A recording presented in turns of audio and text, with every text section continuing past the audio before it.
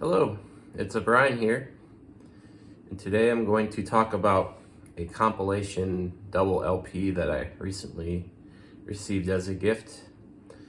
It's simply known as Woodstock 2. It might be kind of a soundtrack to the movie about Woodstock, but it's obviously about the 1969 hippie, love, peace, music, drugs, music festival that took place in New York, rural New York, Woodstock, New York. Let's see, pretty iconic. Oops. All right, this is a cover. Phil Collins covering up the nudity. Some babies naked, playing the drums. Free love. Let's go back to the garden, that kind of thing. This is kind of the iconic logo of the bird and the guitar. A little slogan there as well. And here we see a ravaged field with some photos of the crowd. Good stuff. Okay. Thank you, Phil Collins. But this is a double LP compilation. There's also another one, from my understanding, that came out before this, that it's 3 LPs. But this is number 2 with 2 LPs. It came out after the first one. I'm just going to talk about it. There's 4 sides, 2 LPs. Many artists, probably 6 or 7. Starts out with Jimi Hendrix. And this is an important LP for me to have because I don't have any LPs from any of the artists on this soundtrack compilation otherwise that I really like. But here we go. We got Jimi Hendrix. He starts it out naturally. The legend. And it's very awesome to hear him do banter on it. And the first instrumental is a really great kind of jammy song, and there's kind of a crescendo in it as well. It's really good, and there's also an atmospheric part. It's really good as an instrumental. It's interesting, and it goes back to the beginning at the end. So the beginning part, which is a kind of a rough, loud, ruckus sound, it's a more dynamic track, so it's kind of cool. And the next one is Isabella, another solid song, and does some banter before that as well. And he talks about the festival and thanks for waiting and other various things.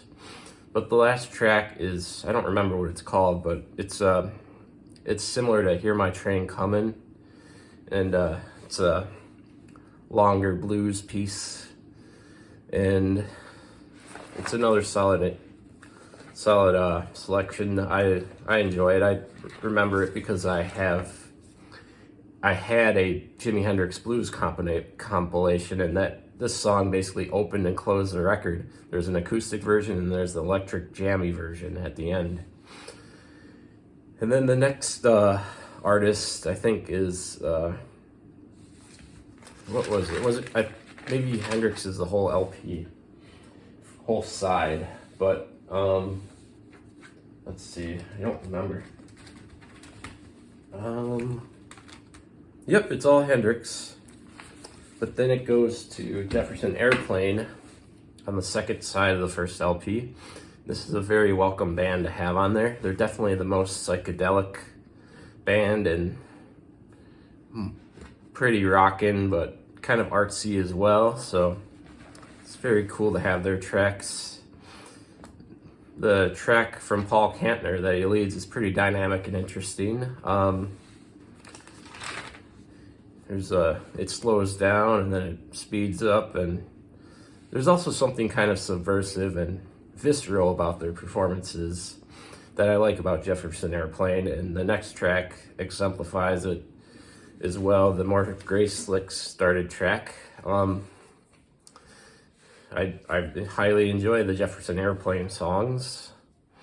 And then the side closes with the Butterfield Blues Band. And it starts off with a harmonica, then it breaks into a blues thing, and it's jamming fun. It sounds like there's brass also playing along, and it's jazz-like. And the vocalist kind of reminds me of Roger Daltrey for some reason. And it just reminds me why Roger Daltrey was kind of the singer, the muscle, the representative of the band, The Who, originally, even though Pete Townsend is a good singer himself, but he doesn't quite have the gusto of Roger Daltrey. And that's the end of the second side. And the next side is the folk side for sure, including Joan Baez, CSNY, and this artist called Melanie. Melanie was the biggest surprise to me. I liked how rough and also kind of subversive and raw, kind of like Jefferson Airplane it was.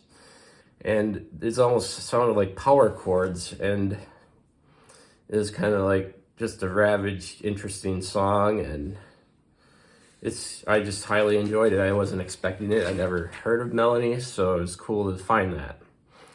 And Joan Baez, pretty good. Melody's okay. It reminds me of Simon and Garfunkel for some reason. And it's a lot of vibrato in her voice, which might be a turnoff for some people, but I'm okay with it. I guess I don't love it, but it's good. And then CSNY, they have Guinevere, which is a David Crosby-led song, and it's very earnest and sincere, and it's one of my favorites. And it's a little weird and jazzy in places. But in this rendition, the harmonies don't really stand out. They're all there, but the song reminds me of Joni Mitchell as well, the guitar playing, and it's a really good song. Not the best rendition of it, but good. I'm happy it's here. The next track is from Stills, 4+20. It's more of a solo Stills track. It's okay, it's not great, it's there. And you got a drug reference in there. And then the last CSNY track is Marrakesh Express, which is a Graham Nash-led track. And it's a good track. It's a little bit of a novelty, not a serious song, but it's good. I'm happy to have it on here, and the harmonies stick out a little more on this one. And the bass is audible as well. It's a nice kind of track, kind of silly, good. And then the last side is another rock side, kind of. You basically have your mountain and your canned heat boogie track. It's kind of a jam track. It actually is basically the song from Eyes Wide Shut, but not that version of it. It's basically probably the earlier version of that. Extended jam. She did a bad thing. That's the one in Eyes Wide Shut, but it's okay. You have to have your drum solo and bass solo on here for this 12-minute track. It's definitely a representative of the era. I enjoy hearing stuff like that at times, but not a re-listen thing. The mountain tracks are good too. There's one Cream cover that's more of a mid-tempo ballad song from Cream. It's a cover. It's well done, I think. I like it. There's organ. It's a little sparse. And their first track is more of a rocker. It reminds me of Purple Haze. And it's a pretty good song. And energetic and exciting. So it's nice to have those two tracks together. And then the last track is basically the audience kind of singing this thing. It's either, hey, it's lunchtime, or it's praise the sunshine, which ends the kind of hippie thing, and there's kind of claps and a drum beat. It kind of just reminds me of if you're at a protest, it's a simple kind of slogan thing. That it's okay. So that's basically my impressions of Woodstock 2. I kind of like it. It's not great, but I like to have it in my collection. Thank you for watching. What do you think of the album? You can let me know. Is it really not that good, or is the first one better? Is the movie good? Let me know. Cheers. Take care.